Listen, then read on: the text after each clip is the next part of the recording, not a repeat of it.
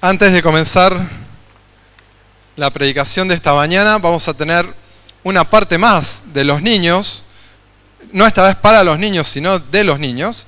Hay 3 jovencitas que nos van a acompañar, les vamos a pedir que pasen. Vamos a pedirles a todos que abran sus Biblias en Juan capítulo 5. Juan, el capítulo 5. Y vamos a acompañar en la lectura de este texto que nos va a servir de reflexión en esta mañana, Juan 5, desde el 1 al 29.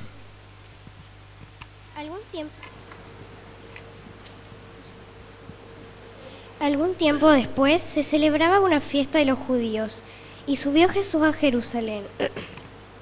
Había allí, junto a la puerta de las ovejas, un estanque rodeado de 5 pórticos, cuyo nombre en arameo era Betzata. En esos pórticos se hallaban tendidos muchos enfermos, ciegos, cojos y paralíticos. Entre ellos se encontraba un hombre inválido que llevaba enfermo 38 años. Cuando Jesús lo vio allí tirado en el suelo y se enteró de que ya tenía mucho tiempo de estar allí, le preguntó: ¿Quieres quedar sano? Señor, respondió, no tengo a nadie que me meta en el estanque mientras se agita el agua, y cuando trato de hacerlo, otro se mete antes. Levántate, recoge tu camilla y anda, le contestó Jesús. Al instante, aquel hombre quedó sano, así que tomó su camilla y se echó a andar. Pero ese día era sábado. Por eso los judíos le dijeron al que había sido sanado: hoy es sábado, no te está permitido cargar tu camilla. El que me sanó me dijo: recoge tu camilla y anda, le respondió. ¿Quién es ese hombre que te dijo recógela y anda?, le interpelaron. El que había sido sanado no tenía idea de quién era, porque Jesús se había escabullido entre la mucha gente que había en el lugar. Después de esto, Jesús lo encontró en el templo y le dijo: mira, ya has quedado sano, no vuelvas a pecar, no sea que te ocurra algo peor. El hombre se fue e informó a los judíos que Jesús era quien lo había sanado. Precisamente por esto los judíos persiguen a Jesús, pues hacía tales cosas en sábado. Pero Jesús les respondía: mi Padre aún hoy está trabajando y yo también trabajo. Así que los judíos redoblaban sus esfuerzos para matarlo, pues no solo quebrantaba el sábado, sino que incluso llamaba a Dios su propio Padre, con lo que él mismo se hacía igual a Dios. Entonces Jesús afirmó: ciertamente les aseguro que el Hijo no puede hacer nada por su propia cuenta, sino que solamente lo que ve que su Padre hace, porque cualquier cosa que hace el Padre, la hace también el Hijo. Pues el Padre ama al Hijo y le muestra todo lo que hace. Sí, y aún cosas más grandes que éstas le mostrará, que los que dejará a ustedes asombrados. Porque así como el Padre resucitó a los muertos y les da vida, así también el Hijo da vida a quienes él place. Además, el Padre no juzga a nadie, sino que a todo lo que ha delegado en el Hijo, para que todos honren al Hijo como lo honran a Él. El que se niega a honrar al Hijo, no honra al Padre que lo envió. Ciertamente les aseguro que el que oye mi palabra y crea el que me envió, tiene vida eterna y no será juzgado, sino que ha pasado de la muerte a la vida. Ciertamente les aseguro que ya viene la hora y ha llegado ya en que los muertos oirán la voz de Dios y los que oigan vivirán. Porque así como el Padre tiene vida en sí mismo, así también ha concedido al Hijo el tener vida en sí mismo, y le ha dado autoridad para juzgar, puesto que es el Hijo del Hombre.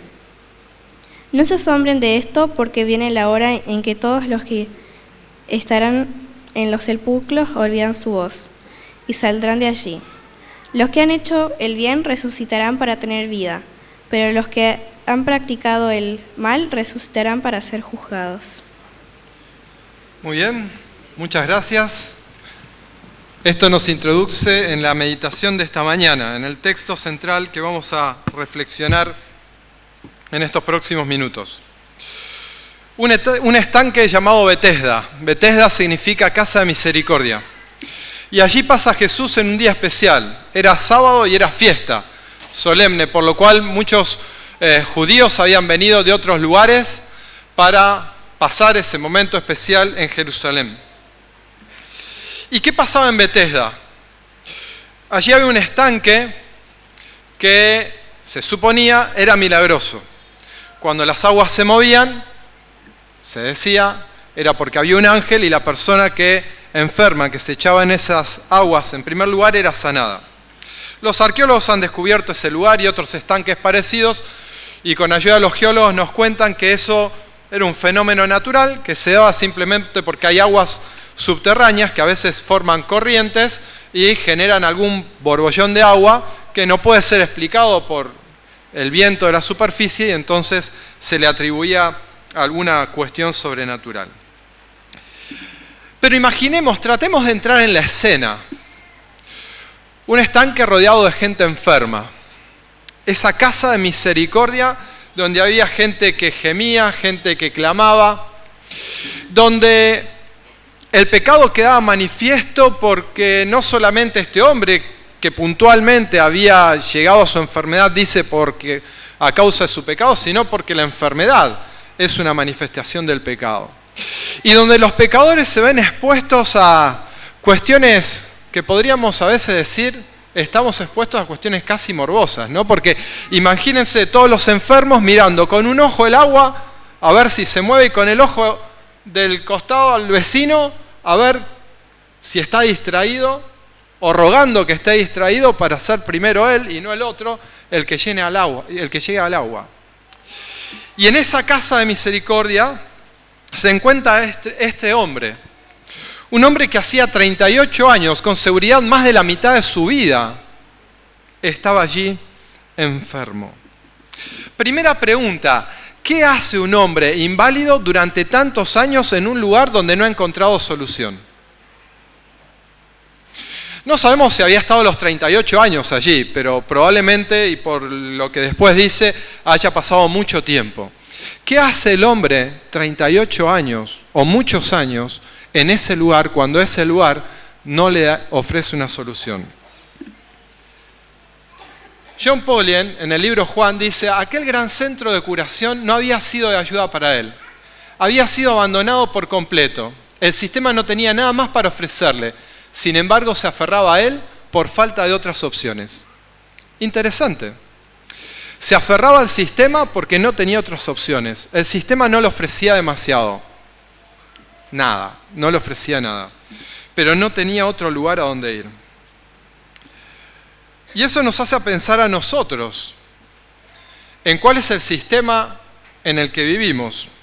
No estoy diciendo que los sistemas religiosos sean malos. De hecho, el sistema del antiguo Israel había sido inspirado por Dios y lo había inspirado a Moisés para que constituyera todo el sistema religioso de Israel. Y la iglesia cristiana no fue formada también por dos personas díscolas que no tenían nada que hacer, sino que Jesús mismo dice, allí donde haya 2 o 3 reunidos en mi nombre, ahí voy a estar yo. O sea, un pequeño sistema, un grupo de personas conforman un sistema, y eso hace que Dios se manifieste de una manera especial. Pero cuando el sistema adquiere vida propia, cuando el sistema se constituye en un fin en sí mismo, entonces queda vacío de espiritualidad. Y solamente quienes integramos el sistema podemos individualmente, de manera persistente y deliberada, conferirle espiritualidad a nuestra vida, porque si no se la conferimos nosotros, permitiendo que el Espíritu Santo sea quien se la confiera, el sistema no se lo va a conferir. Y este hombre es el vivo reflejo de eso. Hacía años que estaba en un lugar que no le ofrecía solución, pero seguía estando porque no tenía otro lugar a donde ir. Versículo 6. Jesús lo vio acostado y supo que llevaba allí mucho tiempo. Y le dijo, ¿quieres ser sano? ¿Por qué Jesús llega hasta este hombre? ¿Por qué a él? Dice en el Deseado de todas las gentes, página 171, Jesús anhelaba ejercer su poder curativo y devolver la salud a todos los que sufrían. Pero era sábado, multitudes iban al templo para adorar, y él sabía que un acto de curación como este excitaría de tal manera el prejuicio de los judíos que abreviaría su obra. pero el Salvador vio un caso de miseria suprema. Increíble. Fíjense que el sistema hace que Jesús, el Señor de la misericordia, en la casa de la misericordia, no pueda ejercer su poder como Él hubiera querido, porque el prejuicio hubiera sido tanto que hubiera cortado la obra que el Padre le había dado. Pero Jesús no puede refrenar su amor. Y ve allí a esta persona y se acerca a ella y le pregunta, ¿quieres ser sano? El enfermo no entiende, porque el enfermo no está en el sistema de Jesús, está en otro sistema. Y fíjense lo que le responde, una respuesta absolutamente coherente para su sistema, pero no para el de Jesús. Le dice, Señor, no tengo quien me meta en el estanque. Cuando se agita el agua, mientras yo voy, otro desciende antes que yo. Respuesta lógica. Muy lógica, excepto que estuviera Jesús delante de él. Pero él no podía ver a Jesús. Entonces Jesús le dice, levántate, toma tu camilla y anda.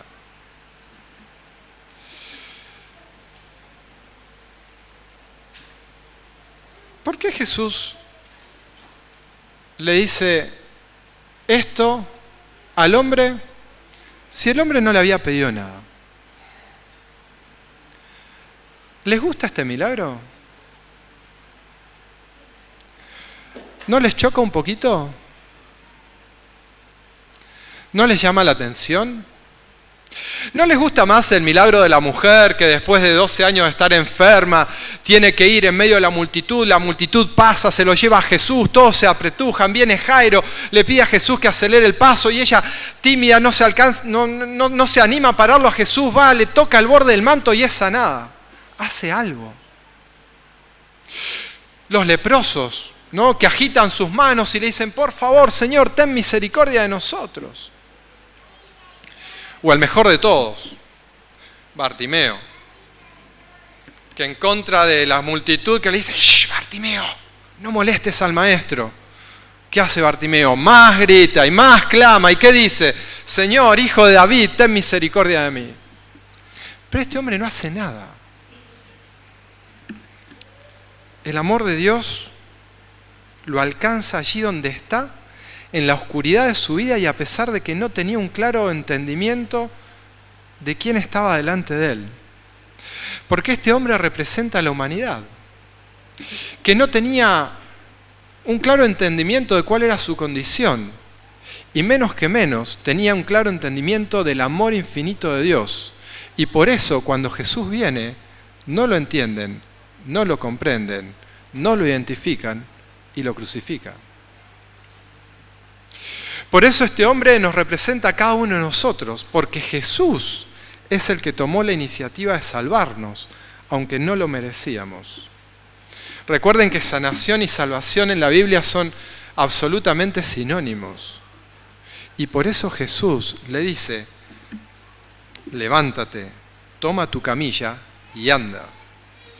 ¿Cómo me gustaría tener la grabación de las palabras de Jesús? Porque hubo algo en la palabra que hizo que ese hombre tuviera fe, tuviera confianza, que ese no era un mandato de un alocado que venía a tomarle el pelo. Había poder en esa palabra, había convicción en esa palabra, había amor en esa palabra. Y entonces el hombre se levanta y anda. Y esa es una metáfora de nuestra propia salvación. En el deseado de toda la gente, página 173, dice, el pecado nos separó de la vida de Dios. Nuestra alma está paralizada por nosotros mismos, Por nosotros mismos somos tan incapaces de vivir una vida santa como aquel lisiado lo era de caminar. Son muchos los que comprenden su importancia y anhelan esa vida espiritual que los pondría en armonía con Dios. Luchan en vano para obtenerla. En su desesperación claman, miserable de mí, ¿quién me librará del cuerpo de muerte? Alcen la mirada a estas almas que luchan presa de la desesperación. El Salvador se inclina hacia el alma adquirida por su sangre, diciendo con inefable ternura y compasión, ¿quieres ser salvo? Él os invita a levantaros, llenos de salud y paz. No esperéis hasta sentir que sois sanos. Creed en su palabra y se cumplirá. El hombre creyó que podía ser sano, no esperó una manifestación. Sus músculos no recuperaron todavía la tonicidad, sus piernas no adquirieron el vigor de su juventud, pero se levantó y todo eso ocurrió en un instante, dice. 38 años postrados y en un instante Dios hace, Jesús hace por él lo que nadie ni nada podía haber hecho. Camino a Cristo, página 51. Así también tú eres pecador. No puedes expiar tus pecados pasados, no puedes cambiar tu corazón y hacerte santo. Mas Dios promete hacer todo esto por ti mediante Cristo. Crees en esa promesa, confiesas tus pecados y te entregas a Dios. ¿Quieres servirle? Tan ciertamente como haces esto, Dios cumplirá su palabra contigo. Si crees la promesa, si crees que estás perdonado y limpiado, Dios suple el hecho. Estás santo, tal como Cristo dio al paralítico poder para andar cuando él creyó que había sido sanado. Así es, si así crees. No esperes sentir que estás sano, mas di, lo creo, así es. No porque lo sientas, sino porque Dios lo ha prometido. El poder estaba en la palabra. Y el poder sigue estando en la palabra. En esa palabra que sana, en esa palabra que salva, en esa palabra que nos declara sus hijos. Romanos capítulo 8. No pierdan Juan, Romanos capítulo 8. Versículos 14 en adelante. Todos los que son guiados por el Espíritu de Dios son hijos de Dios. Pues no habéis recibido el espíritu de esclavitud para estar otra vez en temor, sino que habéis recibido el espíritu de adopción por el cual clamamos, Abba Padre. El Espíritu mismo da testimonio a nuestro espíritu de que somos hijos de Dios, y si hijos también herederos, herederos de Dios y coherederos con Cristo, si es que padecemos juntamente con Él, para que juntamente con Él seamos glorificados. ¿De qué da testimonio el Espíritu? ¿De qué cosa parece que no nos convencemos? De que somos declarados hijos de Dios. Aceptás a Jesús como tu Salvador y Dios te declara su Hijo. Te saca del espíritu de esclavitud y te lleva al espíritu de seguridad por el cual vos podés clamar a Dios como tu Padre, como tu papito. Por eso Romanos capítulo 5, versículo 1 dice: justificados pues por la fe, tenemos paz para con Dios por medio de nuestro Señor Jesucristo. Esto nos da paz. Ahora, no podemos tener paz si por momentos creemos que somos salvos, por momentos creemos que no lo somos. Si miro a mi pasado y mi última acción fue positiva, entonces soy salvo. Si miro a mi pasado y mi última acción fue negativa, entonces estoy perdido. Esa no es la propuesta de la Biblia. Si hijos, herederos. Todo lo que hemos tenido y estamos tratando de constituir una familia medianamente normal, podemos entender perfectamente lo que esta ilustración de padre e hijo significa. Un padre no desecha a su hijo por un berrinche, por una mala nota, por una inconducta, y lo recibe de nuevo por una buena nota, una acción loable o el elogio de un vecino. El hijo es hijo, en las buenas y en las malas. Por eso el título del sermón de esta mañana era completamente sano, completamente salvo. ¿Por qué? Porque el poder está en la palabra de Dios, que te declara su hijo, que te declara sano, como al hombre que estaba 38 años postrado. Pero tenemos un problema, que muchas veces no creemos en la palabra. Que muchas veces nuestra convicción en las palabras es muy lábil. Y la verdad que cuando lo juzgamos a la luz de lo que los hombres de fe a lo largo de la Biblia, a lo largo de la historia del cristianismo, demuestran en el poder de la convicción que genera la palabra de Dios, somos así de chiquititos. De nuevo, sin perder Juan capítulo 5, acompáñenme a Primera de Reyes. Allí en el Antiguo Testamento, Primera de Reyes capítulo 17. La historia de Elías. Primera de Reyes capítulo 17, versículo 1. Un versículo que durante mucho tiempo a mí me generó al mismo tiempo admiración e incertidumbre. Elías se presenta ante Acab. Entonces Elías el tisbita, que era uno de los habitantes de Galaad, dijo a Acab: vive Jehová, Dios de Israel, en cuya presencia estoy, que no habrá lluvia ni rocío en estos años hasta que mi boca lo diga. Qué versículo desafiante. Admiración.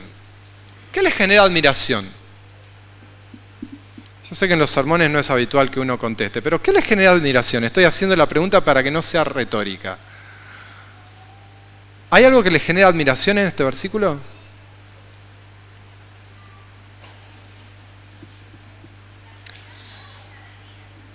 La confianza plena de Elías.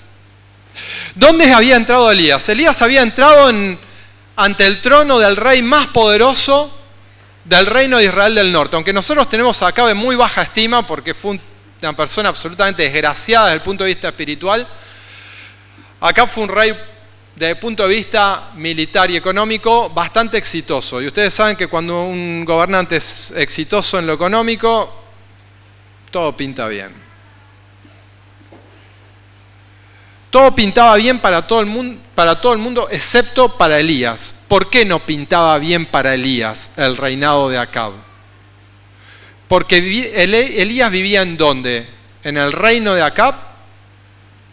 ¿Qué dice?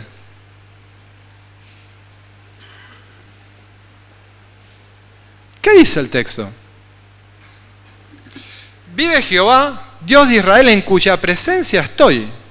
Elías entra frente al trono de Acab, y ustedes vieron, cuando uno está en presencia de alguien importante, se mueve de manera distinta. No es lo mismo estar en la presencia de tu jefe que estar en tu casa. No es lo mismo estar en la presencia del presidente que estar en tu casa. Y Acab debía estar acostumbrado a que toda la gente que giraba a su alrededor vivía como estando en la presencia del rey. Pero ahora viene uno y le dice: vive Jehová, en cuya presencia estoy. O sea, yo no estoy en tu presencia, estoy en la presencia de un ser más glorioso y más poderoso que vos. Y no va a llover, a menos que sea por mi palabra. A mí eso me genera una admiración infinita. Me encantaría poder decir todo el tiempo a lo largo de mi vida, con plena certeza: vive Jehová, en cuya presencia estoy. Pero ¿qué le falta a este versículo? De nuevo, no es una pregunta retórica, pueden contestar. ¿No le falta algo? ¿Qué le falta a este versículo? No me digan que yo soy el único que creo que a este versículo le falta algo. En mi clase de escuela sabática tenemos una consigna. Hasta que no responden cuando yo pregunto, yo no avanzo. Así que podemos estar un rato. Es más, el problema es que tienen que responder lo que yo quiero oír. ¿Qué le falta a este versículo? Exacto. ¿Y por qué no dice: vino palabra de Jehová a Elías? Bueno, podría ser que el autor de Primera de Reyes lo diera por sentado. ¿Podría ser? ¿Quién quiere leer Primera de Reyes 17:2? Rápido, ahí mismo. Alguien que levante la mano, valiente, y lea con voz fuerte y clara. Sí.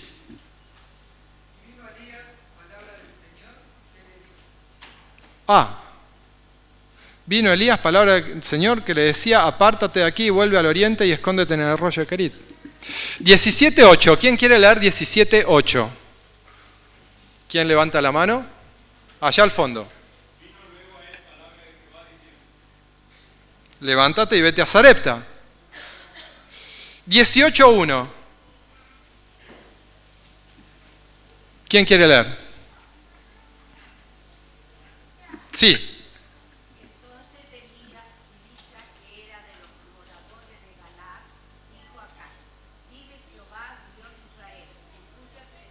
No, 18:1.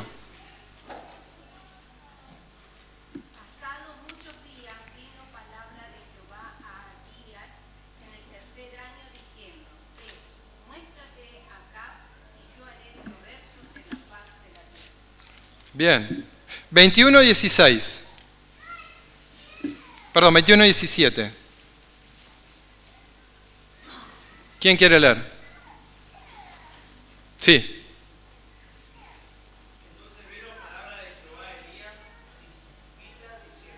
Levántate y desciéndete a encontrarte con Acab. Entonces, no es que el autor de Primera Reyes no le interesa poner cuando viene palabra de Jehová. Si no lo puso, ¿qué pasó? ¿No vino palabra de Jehová? ¿Cómo Elías se atrevió a desafiar a Acab si no tenía un claro mandato de Dios? Elías tenía un mandato de Dios, pero no lo había escuchado en una visión, no lo había tenido en un sueño, no había una vocecita que le decía. Acompáñenme a Deuteronomios, capítulo 11. Allí encontramos las recomendaciones que Moisés le hace al pueblo de Israel antes de entrar a la tierra prometida. Deuteronomio capítulo 11. Versículos 13 en adelante. Si obedecéis cuidadosamente a los mandamientos que yo os prescribo hoy, amando a Jehová vuestro Dios y sirviéndole con todo vuestro corazón y con toda vuestra alma, yo daré la lluvia a vuestra tierra, a su tiempo, la temprana y la tardía, y tú recogerás tu grano, tu vino y tu aceite. Daré también la hierba a tu campo para tus ganados, y comerás hasta saciarte. Guardaos, pues, que vuestro corazón no se deje engañar y os apartéis para servir a dioses ajenos e inclinaros delante de ellos. No sea que se encienda el furor de Jehová sobre vosotros, cierre los cielos y no haya lluvia, ni la tierra de su fruto, y perezcáis bien pronto en esa buena tierra que os da Jehová. ¿Se entiende lo que pasó? Elías leyó a Moisés y creyó lo que Jehová decía a través de Moisés. Creyó en la palabra, creyó. Probablemente también haya leído en Segunda Crónicas, no lo vamos a leer ahora, en la inauguración del templo de Salomón, donde también hay una manifestación del poder de Dios y donde Salomón vuelve a decir lo mismo, palabras más, palabras menos que Moisés. Y entonces, como Elías vive en la presencia de Dios, conoce lo que Dios dice en su palabra, toma la promesa de Dios, va a verlo a Acab y le dice, hay palabra de Jehová que dice que si el pueblo se va en pos de los Baales, no va a llover. Y yo reclamo esa palabra, yo reclamo el poder de Dios porque tú eres perverso, estás haciendo llevar al pueblo por el camino equivocado y no va a llover hasta que sea por mi palabra, hasta que yo vea que el pueblo se arrepiente. Ese es el poder de la palabra de Dios y nosotros, al menos yo, vivimos en una dimensión que la dimensión en la que vivía Elías probablemente para la mayoría de nosotros, o al menos para mí, sea más o menos como la dimensión desconocida. Y cuando Dios compromete su palabra en la salvación de las personas, está el mismo poder. Elías creyó en la palabra de Dios y dijo, no va a llover, y no llovió. ¿Por qué después vino palabra de Jehová? Porque no decía dónde tenía que ir Elías. Entonces Dios le reveló a dónde tenía que ir. Tenía que ir al arroyo, después tenía que ir a la viuda, después tenía que ir sucesivamente. Pero eso no estaba escrito, por eso vino palabra de Jehová. Pero en lo que ya estaba escrito había poder. En lo que ya está escrito hay poder. Por eso la cita decía, así es si así lo crees. ¿Por qué? ¿Tenés que sentir algo? No, porque Dios lo dijo. Esa es la palabra de Jehová, el poder que nosotros estamos como el hombre paralítico. Tenemos al Señor de la misericordia delante de nuestros ojos. Tenemos el poder de Dios empeñado en la salvación y estamos dudando. Volvamos a Juan. Volvamos a Juan capítulo 5. ¿Qué sucede entonces? El hombre se levanta, toma su camilla y anda. Al instante aquel hombre fue sanado, ¿no? Al instante, 38 años, un instante se salva.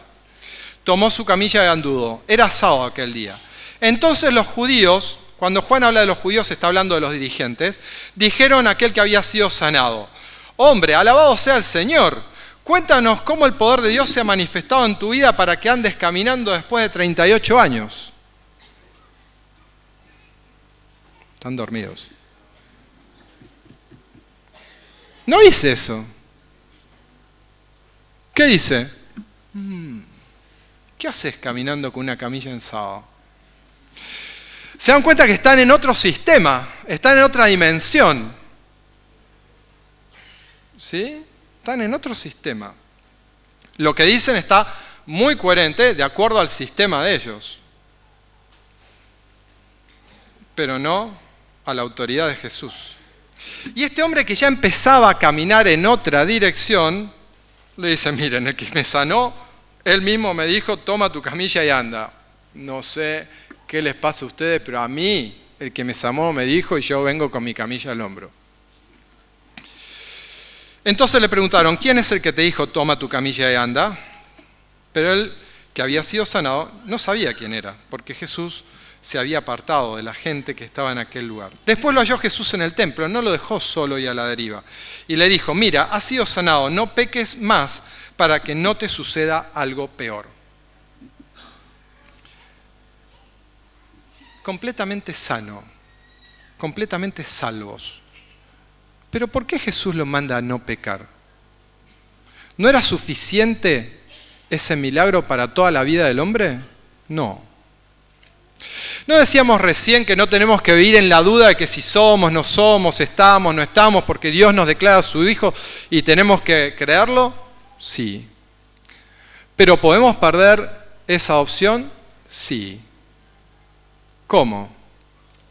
A través del pecado. ¿De un pecado? No. Permítame ponerlo en los siguientes términos, mediante una ilustración. Como toda ilustración, no la fuercen teológicamente porque le van a encontrar algún defecto, pero creo que nos viene bien para el objetivo que tenemos. La Biblia muchas veces habla del manto de justicia, ¿sí? Que Dios nos recubre con su manto de justicia. A la iglesia de la Odisea, Cristo, ¿qué le ofrece? Vestiduras blancas para cubrir la desnudez. Se la ofrece a quienes eran famosos por tener telas muy especiales de colores oscuros especialmente. Toda la gente venía a comprar a la Odisea esas telas y esos vestidos especiales. Y Dios le dice: esas telas y esos vestidos no sirven. Estás desnudo a los ojos de Dios. Tienes que tener mis vestiduras blancas. Tomemos esta ilustración. Nos entregamos a Jesús. Nos bautizamos. Comenzamos a andar en una vida nueva con un vestido blanco. Perfecto. Hecho en el telar del cielo. 10 segundos después, 10 horas después, 10 días después, en algún momento tropezamos y caemos. ¿Qué pasa? Ese vestido está manchado. ¿Pierdo la salvación? ¿Dejo de tener el vestido? No. Pero ese vestido está manchado. Dos opciones: me arrepiento, ese vestido es lavado en la sangre de Jesús y vuelve a estar perfecto. O tal vez mi pecado lleva tiempo, madurarlo, entenderlo, comprenderlo de la dimensión de Él. En el fondo somos todos niños que nos aferramos a nuestras conductas que nos gustan, a pesar de que sepamos que son malas, y nos cuesta. Hubo un profeta que necesitó 3 días en el vientre de un pez, así que a nosotros nos lleve un tiempito es razonable. ¿Sí? Hubo un rey que compuso varios salmos, o sea que tuvo momentos de inspiración divina, que pasó un tiempito de por lo menos varios meses hasta que tuviera la percepción de la dimensión de su pecado. Y lo mismo puede pasar con nosotros, así que esa mancha eventualmente puede permanecer ahí. El problema es que a los 10 segundos, a los 10 días, a las 10 horas, en algún momento volveremos a caer y volveremos a ensuciar nuestro vestido perfecto. Y ahora tendrá una segunda mancha. Y ustedes saben que cuando uno hace algo una vez, hacerlo por segunda ya es más fácil. Entonces, si no nos arrepentimos y dejamos esa mancha, no perdemos la adopción, pero tenemos una segunda mancha. El problema es que, ya saben, 10 segundos después, 10 horas después o 10 días después, volveremos a tener una mancha. Y si ese empieza a ser nuestro camino, el de ir juntando manchas por la vida y dejarlas, va a llegar un momento en que Satanás va a decir, ahora, este es el momento. Este es el momento en que yo puedo ir y ofrecerle a Ariel otro vestido distinto y Ariel no va a ver el contraste entre el vestido que tenía y el que yo ahora le ofrezco. Es más, porque mi vestido, a los ojos de la luz del mundo, está bueno. Y entonces ahí perdés la adopción. Ese es el rol del pecado, apartarnos de Dios.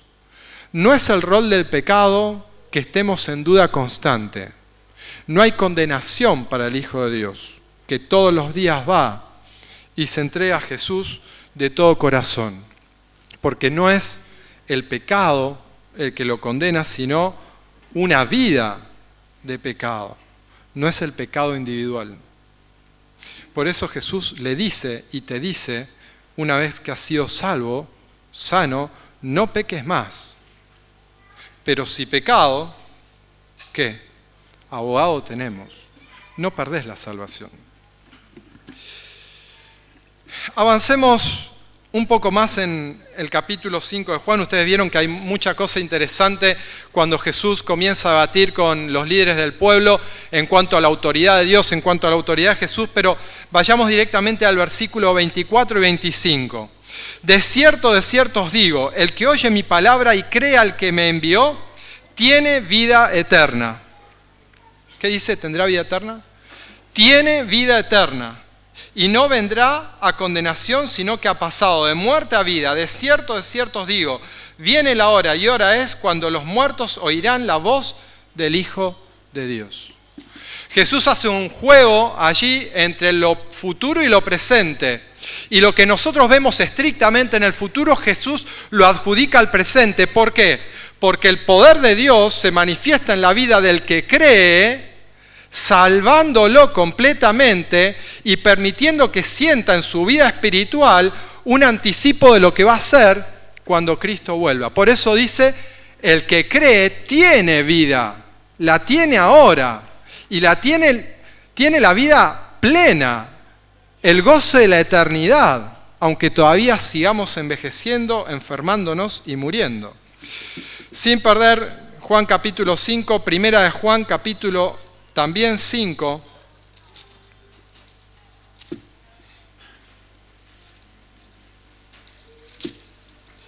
Primera de Juan capítulo 5, versículo 12. El que tiene al Hijo tiene la vida, el que no tiene al Hijo no tiene la vida. No es que tendrá, la tiene. Entonces, de acuerdo a este versículo, ¿cuál es la pregunta más básica de todas? ¿Tienes al Hijo? Si tienes al Hijo, tienes la vida. El Dios de la misericordia estaba parado frente al paralítico que había estado 38 años postrado en la casa de la misericordia y no había tenido solución ni esperanza para su vida.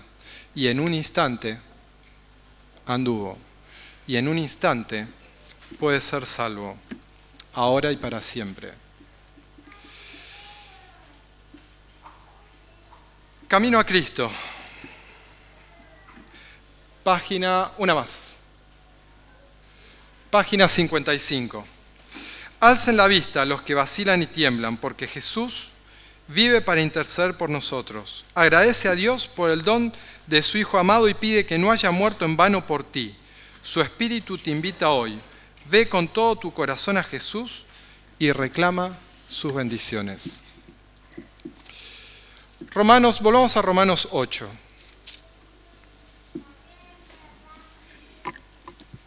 Romanos 8, 31. Romanos 8, 31. ¿Qué pues diremos a esto? Si Dios es por nosotros, ¿quién contra nosotros? El que no escatimó ni a su propio Hijo, sino que lo entregó por todos nosotros, ¿cómo no nos dará también con Él todas estas cosas? ¿Quién acusará a los escogidos de Dios? Dios es el que justifica. ¿Quién es el que condenará? Cristo es el que murió, más aún el que también resucitó, el que además está a la diestra de Dios, el que también intercede por nosotros. ¿Quién nos separará del amor de Cristo? ¿Tribulación, angustia, persecución, hambre, desnudez, peligro o espada? Como está escrito, por causa de ti somos muertos todo el tiempo, somos contados como ovejas de mataderos. Antes, en todas estas cosas somos más que vencedores por medio de aquel que nos amó.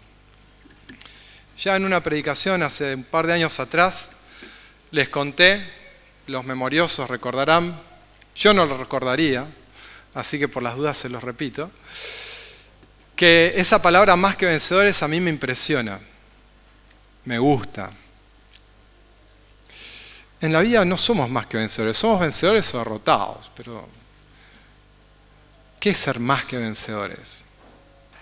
Y esa palabra viene del griego, que es hipernikao. E hiper, ustedes ya saben lo que significa, la máxima expresión de algo, algo superlativo. Y nikao viene de Nige, que se escribe Nike. N-I-K-E. Nike significa vencer. Entonces, cada vez que vos te pongas tus zapatillas Nike o tu remera Nike, ¿sí?, te vas a acordar que Nike te puede ayudar a vencer en un partido, en una carrera. Pero Jesús te hace más que vencedor en la carrera de la vida. Sos hiper Nike, ¿sí?, en el poder de Jesús. ¿Cómo termina Romanos capítulo 8, versículos 38 y 39? ¿Quieren leerlo conmigo? Por lo cual, yo sé que el sermón fue largo, pero espero que no estén dormidos. ¿Se animan a leerlo conmigo? Por lo cual, estoy seguro que ni la muerte, ni la vida, ni ángeles, ni principados, ni potestades, ni lo presente, ni lo porvenir, ni lo alto, ni lo profundo, ni ninguna otra cosa